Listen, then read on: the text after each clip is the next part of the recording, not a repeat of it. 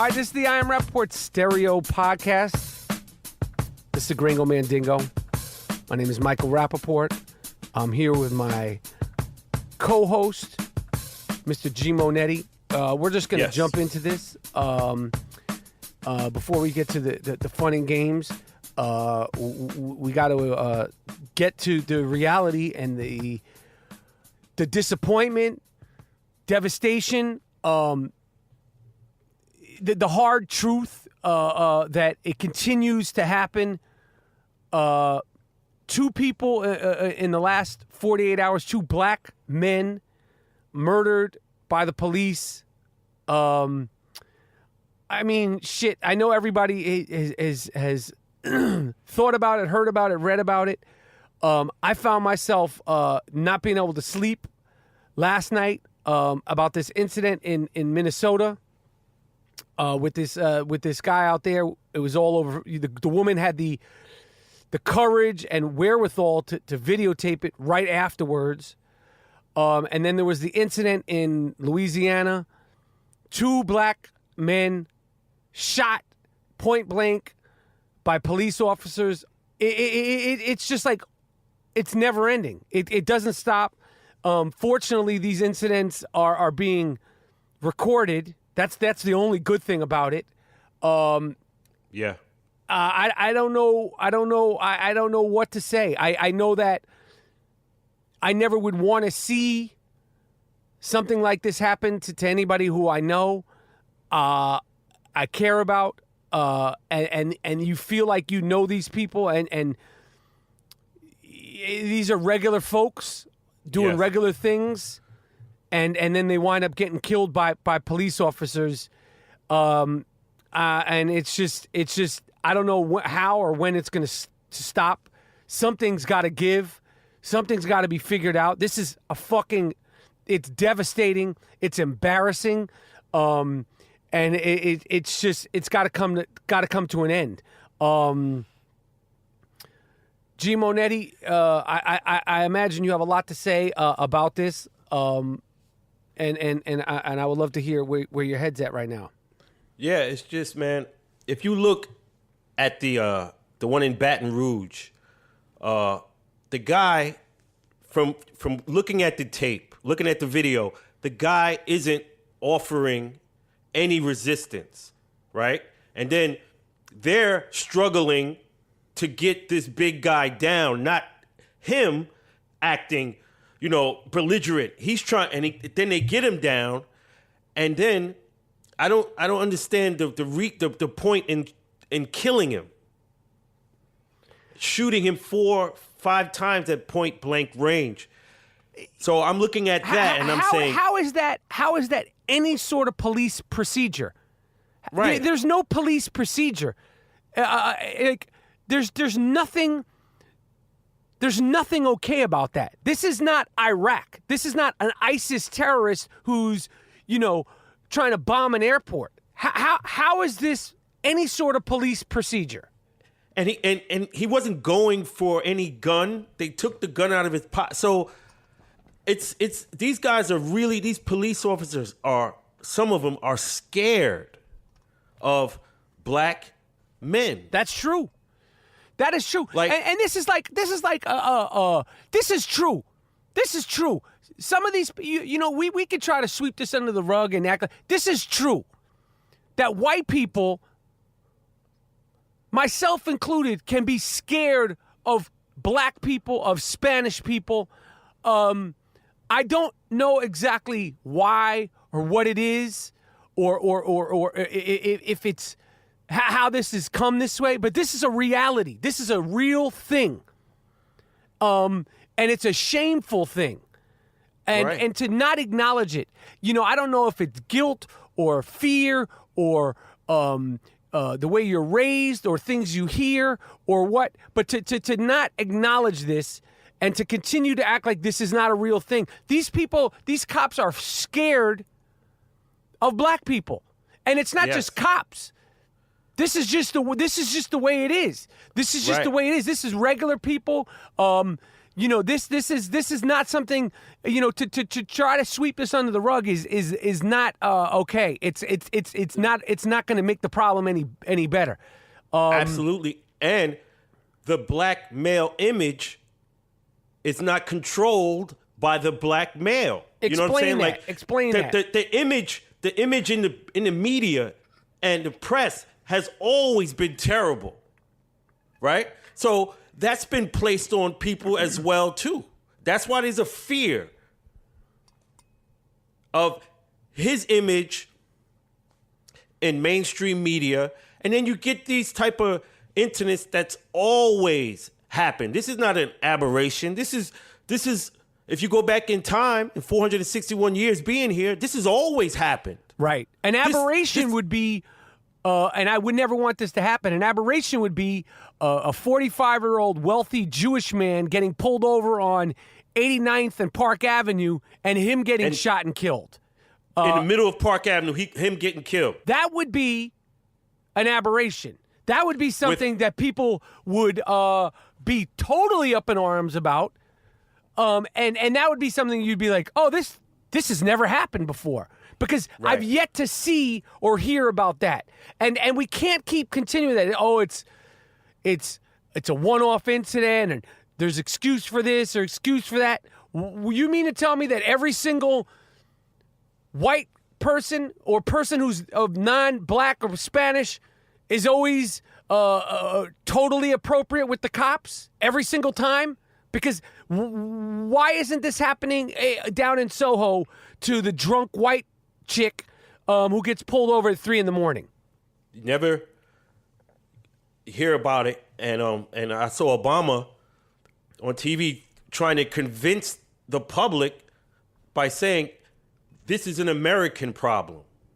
And like he kept saying that, but it's black people, so it's not seen as an American problem. That's why you don't see what are these animal activists and all these, when a bear gets hurt or killed, they're out there holding the signs and going to the next man's country to admonish someone else about their treatment of dogs. But when their own citizens get cut down, right? Which is routine for black people. Where are they now? Right? Where are the animal rights and all that? Yeah, where's the PETA people that were fucking protesting a hot dog eating contest, which happened to be the dudes from the Barstool Sports guys. Shout out to my man Big Cat. He was the one who got the fake blood throw. Where's that chick? Where's she at today? Exactly, man. So this is I don't know how this is going to stop. I really have no clue or insight. Rioting isn't going to help. Demonstrations. I mean, these things, there's something that has to be stopped right at the source. It's like a cancer. It's a cancerous thing. There's something that has to be stopped at the source. I don't have the answer to it. All I know is that it continues to happen. It's so scary. When the Eric Garner incident happened in New York, he's the guy who was selling Lucy's one-off cigarettes out there, and they jumped him like they were jumping on some wild animal, choked him out and killed him. Like, that really sent a shiver up my spine because he reminded me of you. He reminded me of our little crew. Like, he reminded me of people I knew. The way he spoke, that New York shit. You hear him talking. I'm like, this is New York. This is a dude. It's a regular dude here. He's out. That could have been one of our friends. Absolutely. It's a lot of fear, man. It's like I read somewhere. It's like the black male is the boogeyman in the American conscience. Explain that. Think about it. Whenever there's a case where someone can be blamed, right? And then everyone will believe that this person did it. Who have they always? The black person did it, right? So in order for you to do that, you have to know that the person you're telling just will flat out believe you because it's a black person. Right. So the boogeyman, like Mel Gibson, when he said that his worst nightmare about, he was arguing with his ex-wife. He said, I'm going to have a bunch of niggers rape you or some crazy shit he said, right? Right. See, the boogeyman is we in his mind. The boogeyman in the American conscious. So I understand what that means. And that's fear. That's why they go at black people like that. It's fear too. It's not just policing. This motherfucker's scared. Right. They're scared. They're scared. Yeah. And it's like, not like, it's no resistance. I can see if motherfuckers were swinging on them and you fearing for your life, right? And you have to use deadly force. Understandable. But this motherfucker ain't moving, and you take his gun out of his pocket. And so you have him submitted. Like, what the fuck? Like, you've already, let's say he was resisting. Okay, he gets resisting. You already got him down. You got your foot on his head. I don't know how it's going to stop. I don't have no big speech or any point of view. A lot of people have been saying some really strong, powerful things. It's just devastating. And I should say this. It's not an American problem because it's happening to us. Understand that. That's the core of it. That's why there's really no outrage, really crazy, but there's outrage for a gorilla. Right. You see what I'm saying? I hear you. So that's why Obama is saying that, because he's trying to convince the populace, like, yo, this is terrible. This is an American problem. But in reality, people don't look at it like that because it's black people. So do you agree with Obama saying that, or you don't agree? You think he should have been more specific? I think he should say this is a problem for black Americans because it only happens to them. Right. It's not an American problem. I understand. I hear what you're saying. You know what I'm saying? I got you. It only happens to them. Only. I got you. Right. It's not an American problem. This is a black American, whatever, African American epidemic, terrorism. Right. You know what I'm saying? Human rights violations. Like the United States goes into other countries, if they're abusing their citizens, right? They're gassing them. Oh, we have to liberate them, right? Imagine, put yourself in our shoes, and you just see Jewish people getting cut down in the street all over, right? How would you feel? Right. I hear you. You know what I'm saying? Like, you just feel like, yo, like another one. There's someone over here. There's this one. Constantly. It eats at your soul, man. It's like, yo, I just hope I don't get caught up in something like that. I know, man. I know. Just imagine, because you see, it's like they're not fighting and they just executing cats, man. So just imagine if that was like Jewish people. Like, it's bad, but imagine if it's your own. No, I know. I get what you're saying. It's a good point, and I get what you're saying 100%. All right, we're going to be right back. Yo, the I Am Rapaport podcast is sponsored by Casper Mattresses. Casper Mattresses is an award-winning company that makes the most ridiculously relaxing, supportive mattresses sold directly to the consumers. Sleek, new designed beds delivered directly to your doorstep in a small box. Casper Mattress is available in 6 sizes and a 10-year full warranty. It's made and stitched right here in the United States of America. Free 2 to 5 day shipping in the United States and Canada. Casper is so confident in the mattress that it'll give you a 100-night free trial with the mattress. And if you're not happy, Casper will pick up the mattress for free with a full refund. Okay, it'll donate or recycle the mattress to somebody who really appreciates a great night's sleep, a great nap on a lazy afternoon. Go to Casper.com and save $50 using the promo code Rapaport, RAPAPORT. That's Casper Mattresses, CASPER, Casper.com. Check it out. I sleep on one every single night and love it. I got to address my friend Bill Burr, who was on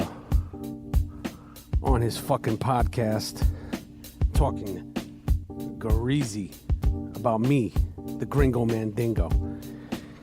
This fucking lunatic, Bill Burr, who I will always credit for being one of the primary inspirations for me to start the I Am Rapaport stereo podcast. This fucking guy I'm minding my fucking business at home, okay? Doing what I'm doing, walking my dog, tweeting. This fucking guy calls me up. He sounded like he was out of breath. I could tell his face was at code red. And for Bill Burr, that's fucking red. And he was like, you fuck this, you fuck that. I saw your tweets. And the thing that really got me, this is a direct quote. Bill Burr said this. He said, the thing that really got me was when you said, Tom Brady, you're not going to wiggle out of this one. Let me tell you something. I'm fucking happy he ain't wiggling out. And then I had to fucking stay on the phone with this lunatic for an hour, and he's going over fucking same things about the fuck footballs in Minnesota. And how come the footballs in Minnesota? They heated up the footballs in Minnesota, and they only got fined $75,000. And Jim Irsay's a scumbag. He's like on a fucking loop, this guy, Bill Burr. He's fucking nuts. I mean, he was crazed out of his mind. And I'm like, I gotta go. I don't know if he didn't hear me or he just didn't give a fuck. I gotta go. But I said I gotta go like 3 times. He wouldn't let me off the fucking phone. He's like, how come the Baltimore Ravens, they complained, and this is all about people who beat the Patriots, they're complaining. Let me tell you something, you fuck, Bill Burr. And I heard you said something about me being like a real housewife, and the only thing you care about is the sports, and you only care about when they're on the field. Then why the fuck, you crazy little bastard you? You no sunblock wearing, freckle face fuck. You red pube having motherfucker, you. Okay, I really think that a petition should be drawn up that Bill Burr should have to grow a red-headed afro. Okay, because since he shaved that head, at any fucking moment, the good people from the Bellevue Hospital are going to swoop in and take you in, just on the way you look. Okay, and then you compared me, the Gringo Mandingo, to Danny Ainge. Listen, you fuck you. Listen to me. Don't compare me to that fucking... That guy's got a mug. He's got no lips. Okay? He's not aging well. Me, I'm like a fine wine. Okay? I keep getting better and better. Don't fucking compare me to fucking Danny Ainge. Stop talking to me about fucking Tom Brady. I don't give a shit about Manny Ramirez. Big Papi. You're talking to me for an hour and you're talking about 9 years ago. Burr, you're cracking up. You're fucking cracking up. He was out of breath. He was snorting. He was coughing. And I'm talking about a guy I love and respect. I truly respect you, but I'm concerned about your well-being. You look nuts. You sound nuts. 3 times. Maybe even 4 times. Bill, I gotta go. Not like I didn't say anything. You're a fucking crazy person, okay? I'm taking you out for a steak dinner. I'm gonna out-eat you, just like the New York teams out-beat you. They'll always out-beat you. It's a better city. It's a better sports team. You have to live 100 years to even be in a conversation with us. All right, Burr? Okay? Fuck you. Fuck Bobby Orr. And fuck Danny Ainge. Tell him to buy some lips. Tell him to call up the Kardashians and get himself some lips before you compare me to him. Okay? I'm known for my good looks. All right? That's it. Welcome to Play It, a new podcast network featuring radio and TV personalities talking business, sports, tech, entertainment, and more. Play it at play.it.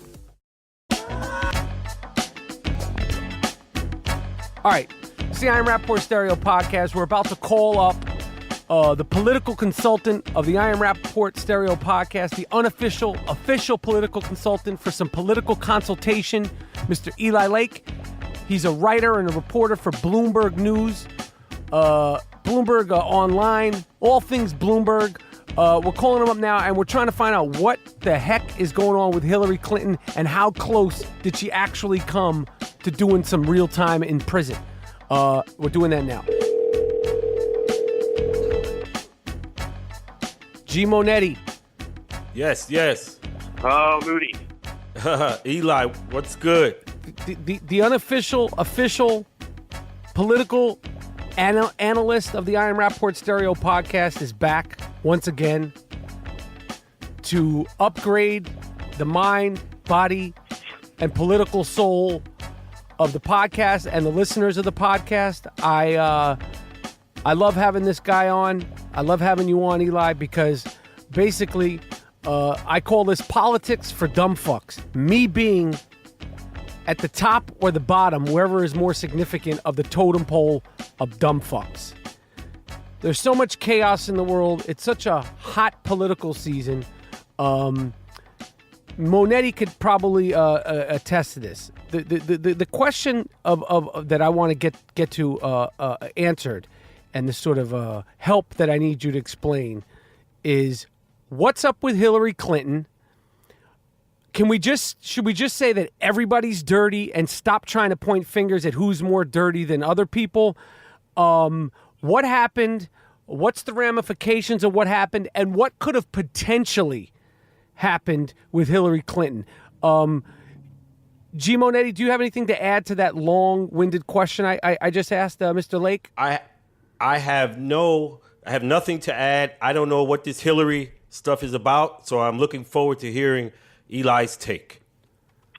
Okay, so let me start off with the thing that I think didn't happen that I think would have been pretty bad, which is that if you have the FBI basically determine an election before anyone voted, that's a dangerous precedent. How would that have happened? How could have that happened? Because if he recommended political charges against Hillary Clinton, it's a wrap. For mishandling classified information, then she would be under a criminal indictment during the election. I mean, I think he would be affected. I think that would have determined the election in some ways. I mean, who can tell? Trump is such a wild card, but that's so politically bad. Not to mention, it makes her ineligible in some ways. I mean, how could she be the president if she was going to jail, or at least there was a trial and so forth? She would have to sort of step down, and she won the legitimate primary for the Democratic Party. I mean, she in the end got more votes than Bernie Sanders. So that would be a really dangerous precedent in my view. It's when J. Edgar Hoover was a super powerful FBI director, in some ways you could say maybe even threatened U.S. presidents, that was a bad time in some ways in our history, as we know. So we don't want to have the FBI have that kind of power. So in some ways it's a good thing that was avoided. I think Comey showed a lot of restraint. No. Who showed a lot of restraint? So James Comey is the director of the FBI. Right. Okay, because his call. Wait, I just want to say one thing. Every time you say something that I have no idea, and now you could be going, fuck, man. You might get to a point where you're like, Jesus Christ, Rapaport is fucking dumber than I thought. But I'm not saying that. No, I'm not saying I know, that. but you might not say it out loud, but you might, and to yourself, you might be like, holy shit. I'm really talking to two fucking idiots here. So, but every time there's something that I don't know, it is my duty to stop you. Now, I don't want this to impede your brain that we're in the level that it's working on, but I'm just telling you right now, I don't want you to feel like I'm interrupting you. If you say James Comey and I say I don't know what that is, I'm gonna no problem. And because the last time you threw a real fancy word at me, what is it? Referendums. Referendum, yeah. Referendums. And I fucking stopped you in your tracks, and I'll do it again. Okay, so I appreciate it. Yeah. So anytime you try to get fucking fancy with me, Eli, I'm gonna be like, I wish I had a buzzer. I can't wait till we do this face to face because we have Eli on the phone. That's when we're gonna really make some magic happen. Okay, So James Comey showed some compassion. Go ahead. Sorry. He showed restraint, right? He did not. I mean, the FBI is obsessed with going after leakers and people who mishandle classified information. That was the issue at hand. Now, on a political level, it shows that Hillary Clinton completely made up a story that wasn't true about her email. And everything she was saying about it was wrong, and Comey totally called her out on that.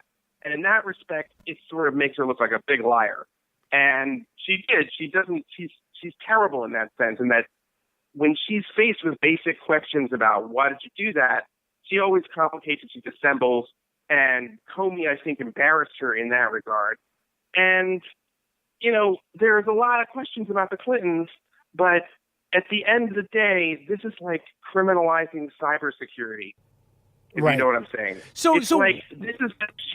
was using this, I think, to avoid public record disclosures. So that's bad. She was avoiding what's called the Freedom of Information Act. but she wasn't doing this to like endanger national security. Right. And that's the key point that, why the FBI was involved in some ways. So essentially she was being accused of taking information that's top secret and using it like on a private server. Like what was the question at hand? Like what was she being accused of that they said that she grossly mishandled? Like what was the term they used? What was the thing all over the front page of the tickers yesterday and in the last 24 hours? Okay, so this is here. Let me break it down a little bit more, and it's very simple. When she became the Secretary of State, she said, "I want to use my own personal email system." And if you're the Secretary of State, there's like dozens of people that need to be in contact with you, and especially on your own staff. And you're dealing with a lot of secret information because you're the Secretary of State. So there's going to be a lot of things that you want to shield from foreign intelligence services that are trying to hack your systems and so forth. Right. She used the equivalent of... She used fucking Gmail. Yeah, well, it wasn't like Gmail, but it was like a homebrew system that Bill Clinton used as the ex-president. And I got you. Now, do you think... Go ahead. Yeah, anyway, so the question is, did other countries probably hack that and get access to like what the Secretary of State was telling her aides, which is bad in some ways? So that's probably true. They probably did. What happened was that the FBI couldn't prove it, but Comey said it in a very legalistic way, said it was possible that foreign actors hacked her. But the key point is that you have to put that in perspective. The unclassified email system that the State Department uses, we know that the Russians hacked that in 2015. So the thing that she was supposed to be using instead of her homebrew account, well, we know that was compromised. Right. And then you look at if you look at the broader issue, it's like this is not really a dent in, like, if you're worried about leaking classified information. And I have to say, I'm biased on this. I'm a journalist. I'm in favor of leaks. Right. And I hate all the anti-leak stuff in general. So the more leaks, the better, right? The more shit. Yeah, absolutely. The more leaks, the better. The more end fucking all leak investigations. Absolutely. Now, let me ask you a question. Do you like the fact? This is actually for G. Monetti. When he says James Comey, you know what? I think he keeps saying James Homey. So to me, I already like this guy. I think that guy's name is dope because, like, every time you say Comey, I'm like, yo, did he just say Homie? Like, is there a dude working at the FBI whose last name is Homey? That's number one. And do you think the reason why Hillary actually lied about using the server, because essentially she did lie, correct me if I'm wrong, Eli? I mean, yes. Okay. What I would say, she evaded telling the truth in a very deliberate way. But I don't want to joke around about it. She basically said she never sent classified information, and Comey said she should have known she was sending classified. She was talking about classified information on this channel. The homie named Comey said that. But do you think that the reason why she said that is maybe she sent some emails? Maybe she's got, like, she's a Secretary of State. She goes all around the world. Bill Clinton, we know how he gets down. He likes to freak off. Maybe Hillary on the low, she was texting, like, let's say the Secretary of State of Italy or the Secretary of the State of, Puerto Rico or fucking Chechnya. And she was like saying, yo, maybe we meet up in London and maybe it's time for you to unfold that loaf. Like, maybe it wasn't about classified information. Maybe she was just like, yo, she's texting somebody in China like, yo, I'm trying to get the D. Maybe you get on this plane and we hook up. Do you think it could have been something as simple as that? And she was like, I don't want people to find out. But I think this business, I appreciate the very outside the DC perspective. You know what I'm saying? Yeah, because these guys on CNN, they're making it. Oh, it's classified. It's this. Listen, the world didn't blow up, thank God. Maybe she's just trying to fuck something. Who knows? You think that, like, oh, she's covering something up, but just not something that you think it is. Yeah, like maybe she was like, yo, I'm trying to see that dick. Like, and then she sent a little picture like, yo, bust his ass. Like, she sent like ass. Like, maybe she like sent, it was a couple of dick pics, maybe. Who knows? I'm just saying it could have been anything. I mean, it could have been something simple. She's pushing like 70 though. So what? She's trying to stay young and relevant. She's trying to get her freak on. The Clintons, no matter what, once that betrayal happens, once she found out about Monica, she's going to be like, yo, I'm freaking off for the rest of my life. She's got a hall pass. Like G. Monetti, if you caught her up on Gun Hill Road. Oh. But she probably got dick pics from Rumsfeld. She got a lot of stuff on her servers, Yeah, man. we don't know what she has on there. That's what I'm saying. So it's like, I'm just saying this, Eli. I have no problem if you want to take this insight that I gave you and have that as breaking news. Just run it down. Check it out. Do it tomorrow on Bloomberg. Headlines. I mean, G. Monetti, if he caught her on Gun Hill Road, anything could happen. I'm just saying, maybe this wasn't as serious as everybody's making it. Do you think I'm off the wall with this, Eli Lake? Hillary on a loaf hunt. It revealed in there was a percentage of emails that were destroyed. We know. That's what I'm saying. Recovered. That's what I'm saying. That's what I'm saying. All right. So, I have to be real. Can I just be real for a second? I don't think that. I can't really see it. She's a very ambitious woman. I don't know. That's your opinion, Eli. I'm telling you. you, my opinion is that I think that it was something as simple as that, and that's why she was doing it on that server, because it didn't get hacked, no classified information got out there, and I think it slipped through the system. That's just my opinion. That's just my opinion. We don't have to always agree on everything, Eli. Just because you're the political consultant, but just because you're the political consultant doesn't mean you're always going to be right. All right, so let me ask you a question. Of course not. So now that is this dead and gone? Is everything set that she could run for president, or does Donald Trump have more tricks up his sleeve? Is this the last we heard of this? Oh, have you guys would watch? You see like what Donald Trump says like every couple days, right? Yeah. Yes. Give me some good quotes. Okay, though. he's not going for he's not trying to expand his base.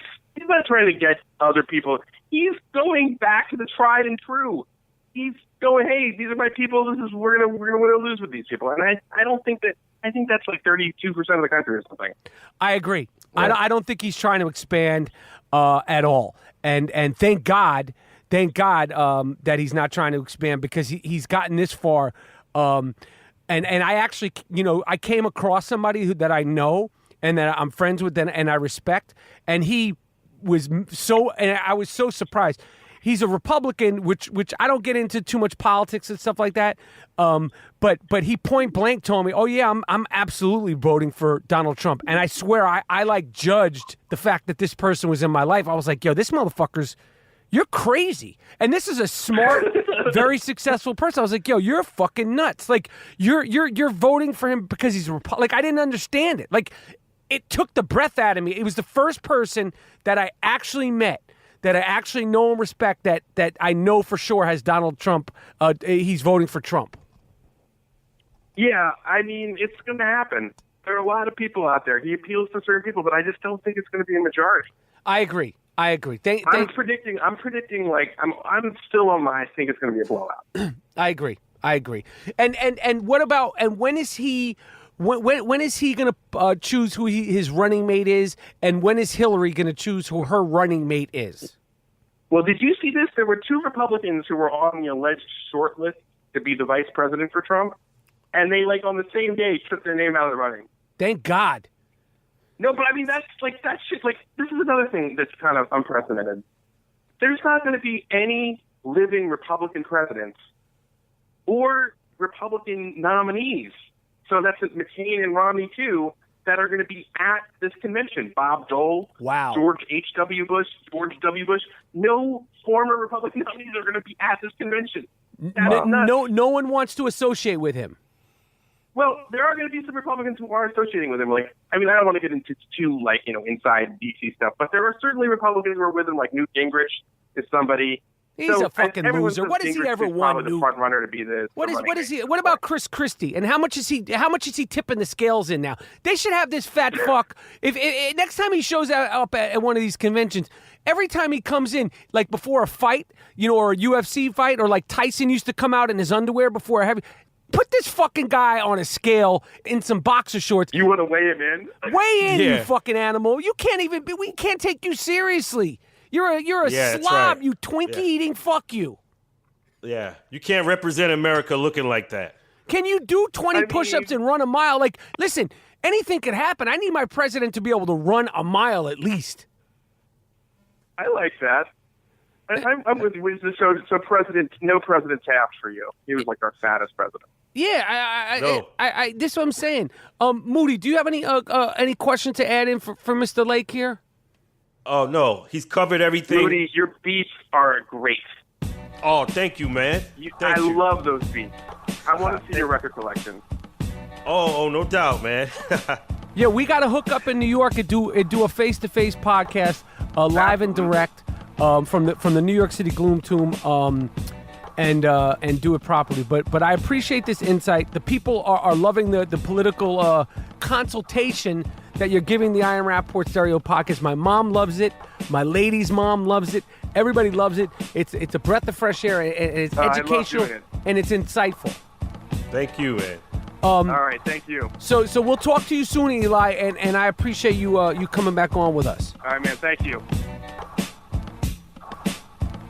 All right, it's the Ian Rapaport Stereo podcast coming live and direct. Monetti, what's really good, my man? Not much, man. Just chilling out, man. Watching the NBA, cats move, shuffle around. Holy looking shit. forward to this. Yeah. You know what I'm saying? Ray Allen looking like he's coming back. Yeah, Ray Allen trying to piggyback another ring. He did it once. It worked out for him. And you know what? Yeah. I feel like he's Kevin Durant's spirit animal. I think Kevin Durant is following in the footsteps of Ray Allen, because Ray Allen, the great Ray Allen, I love Ray Allen, good dude. He won the chip in Boston, and then Miami emerged and cracked that ass, and then he went down there and slept with the enemy and got another ring, and now he's been out of basketball, and now he's trying to come back and ride the coattails of the Golden State Warriors to get yet another ring. I am not into it. As much as I love and respect future Hall of Famer Ray Allen, always loved him when he was at Connecticut. I love the fact that he doesn't sweat much. I loved him as Jesus Shuttlesworth. I just enough is enough with the bandwagon stuff. I don't understand. Like, you're out of the game. Let the other dudes shine. And you know, your time, has come and gone. Like, once you're out of the game, I feel like you're out of the game. I don't know. I still think he, could, obviously the way he shoots, all he needs to do is win one key game for them, and it's worth signing him. But I just feel like Golden State, man, they're trying to put together the super duper friends and family team. Did you see some of the you coined the term the other day? You said Kevin Durant left the OKKKC. Yes. Oklahoma Thunder, the OKKKC. Did you see the clip of that fan burning? Like it almost looked like a fucking lynching. Kevin Durant, like a Kevin Durant jersey. And they were shooting it. Yeah, shooting that shit. Like, yo, man.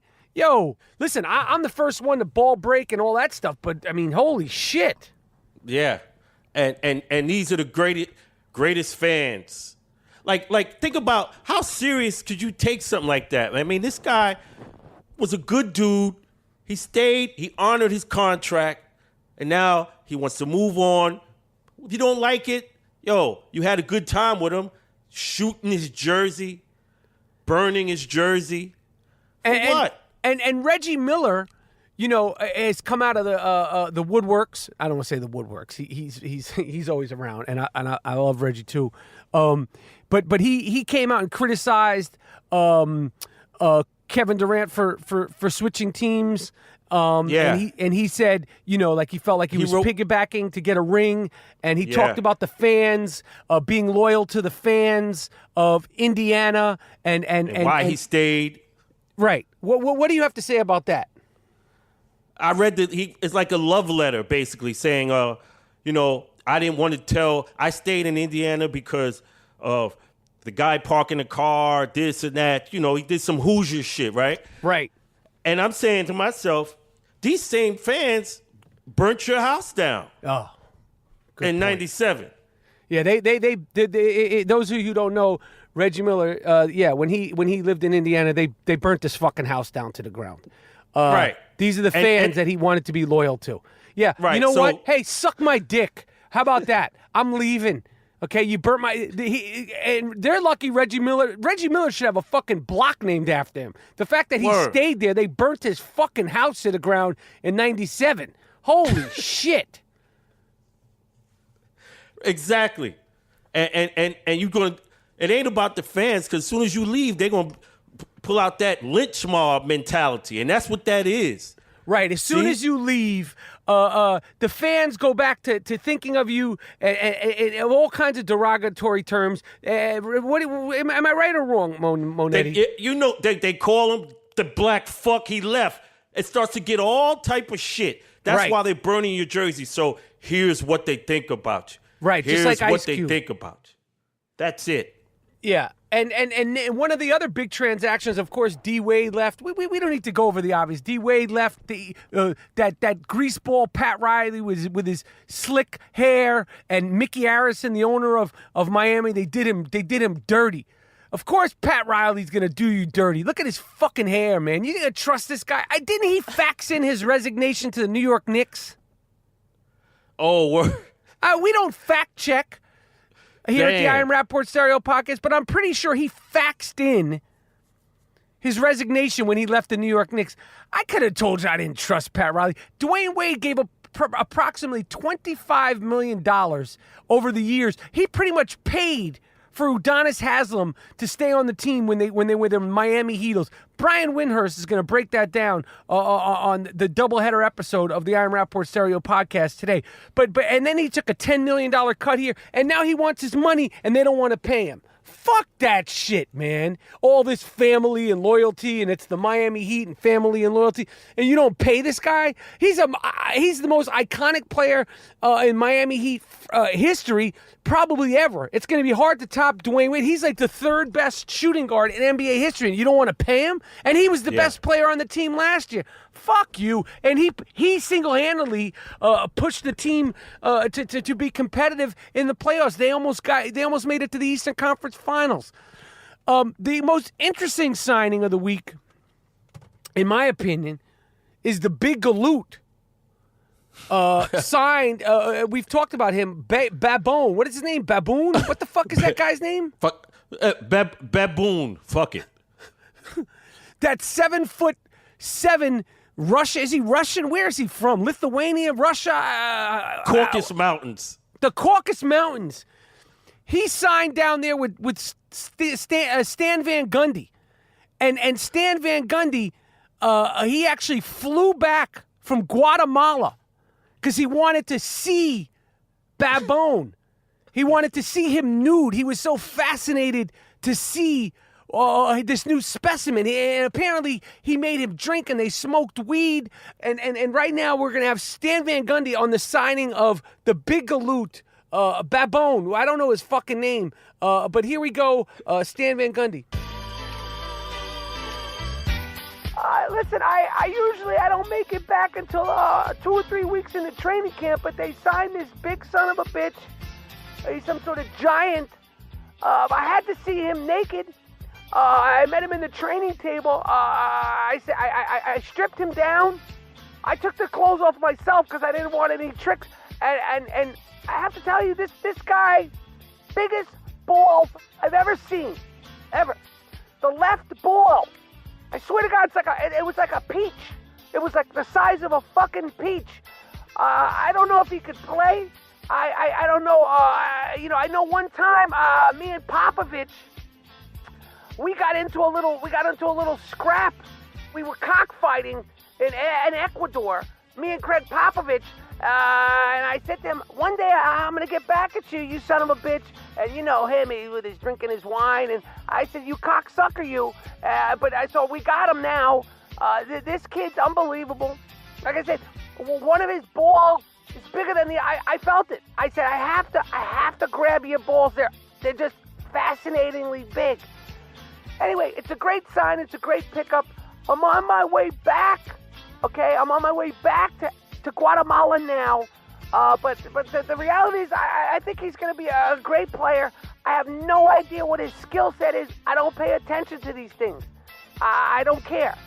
And that's all I have to say. And I'm excited about the pickup for the franchise. That's Stan Van Gundy Oh, man. on the signing of the Big Galut. What else, G. Monetti? You said you wanted to suggest a new segment? Oh, yeah. The cheap fuck of the week. Whoa. The cheap fuck of the week? Yes. There was a Boston cab driver who found 200 grand in the back seat of his car, right? So a person left 200. He went and gave back the money. Oh, shit. And for his supreme stupidity, he was rightly given $100 as a reward. Wait a minute. Money would have had to take that loss for leaving it in the cab. You charge that to the game. You take the loss for being so stupid. That 200 grand is mine. Wait a second. Somebody left $200,000 in cash in a cab in Boston, and the cab driver brought it back, and the motherfucker tipped him just $100? Yup. Okay. So the person who gave him the $100, you're saying that's the cheap fuck of the week? Because I'm saying the cab driver might be the dumb fuck of the week. I say the cab driver is the dumbest motherfucker ever. Okay, hold on. I got to see what Aiello has to say about this. Oh, you dumb motherfucker, you. You found 200 fucking grand in the back of a taxi cab? You dumb fuck. You stupid cocksucker, you. And you returned the money? And this cocksucker only tipped you $100? You dumb fuck. You should have took a fucking ball bat to his head and busted his fucking hole open and took the fucking money back. You're a dumb motherfucker. And the other guy's a cheap cocksucker. But you dumb fuck.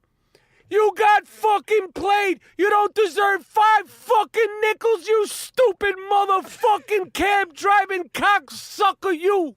Welcome to Play It, a new podcast network featuring radio and TV personalities talking business, sports, tech, entertainment, and more. Play it at play.it.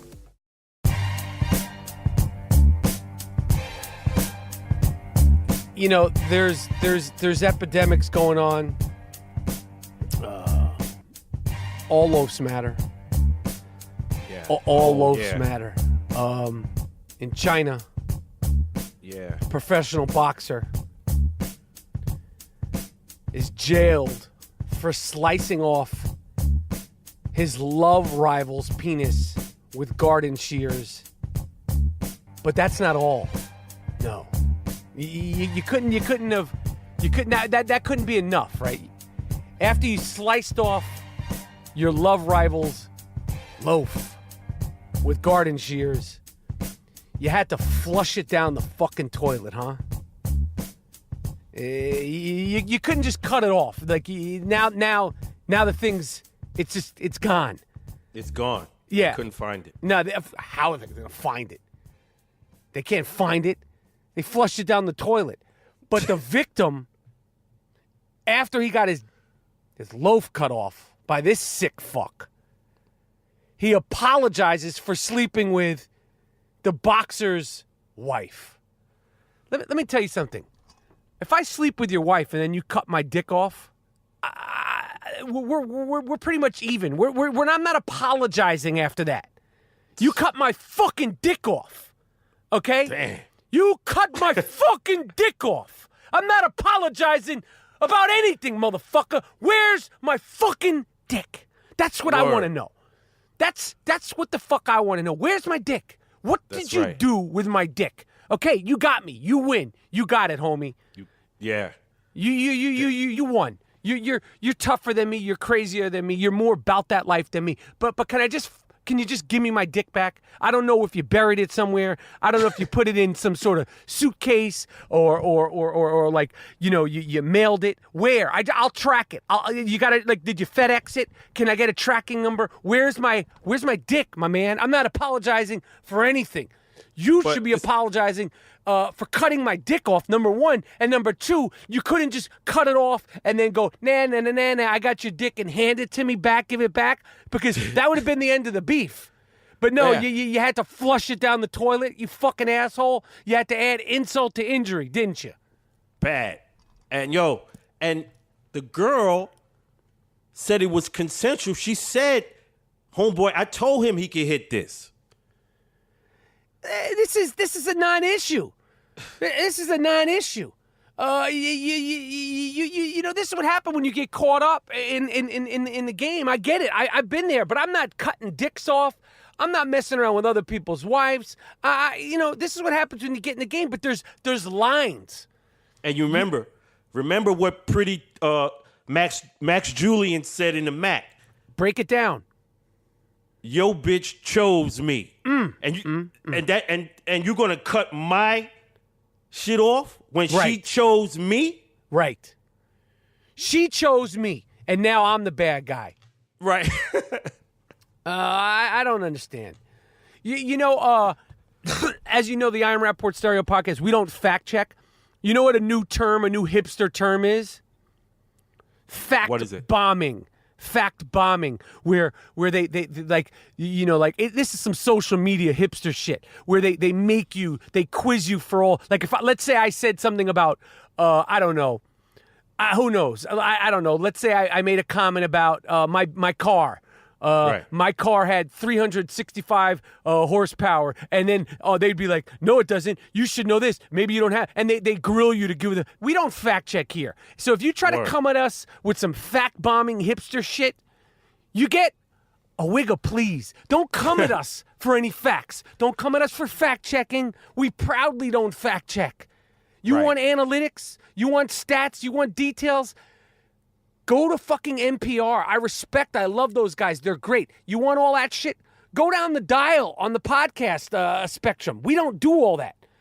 This is the only non-fact-checking, reliable podcast in the world, okay? That's right. This is a non-fact-checking, reliable podcast presentation.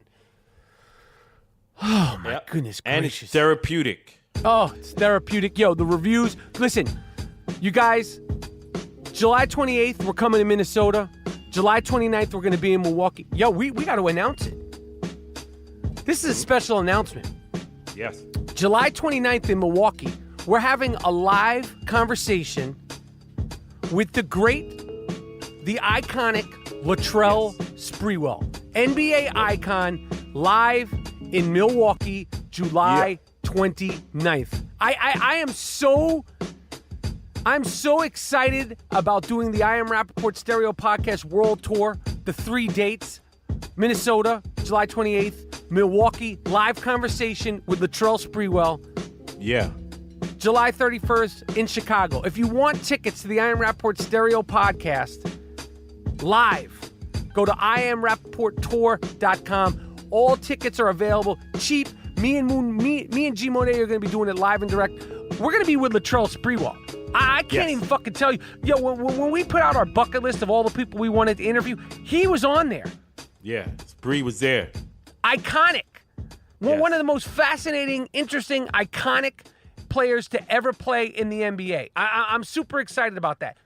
By the way, we went platinum again in June, so I think pretty much it's pretty safe to say that we're really trying to now to go double platinum in a month, right? Don't you think that should be the next goal? Like, we want to do double platinum each month. Moody? That's right. And we will get it. Okay, so August 5th at the Dime on Fairfax, the Platinum Party is happening. From 8 to 11, the Platinum Party, the I Am Rapaport Stereo Podcast, it's going down. All platinum everything. That means all platinum hip-hop. The good, the bad, and the outrageous. All night long from 8 to 9, because this is for the fans, because the fans took us to that platinum point. Yep. 8 to 9, all drinks are on the house. All drinks are free. August 5th at the Dime on Fairfax. I don't have the date in front of me right now. I don't fact check, my friends. Okay? There's pros and cons to not fact checking. Me and Monetti are going raw dog without a bag right now. Do you think I have some sort of stat sheet in front of me? It's the Never. dime on Fairfax in Los Angeles. You can look it up. When we get a little closer, I'll give you the exact date. But I'm telling you right now, there's an open bar from 8 to 9. It's for the fans.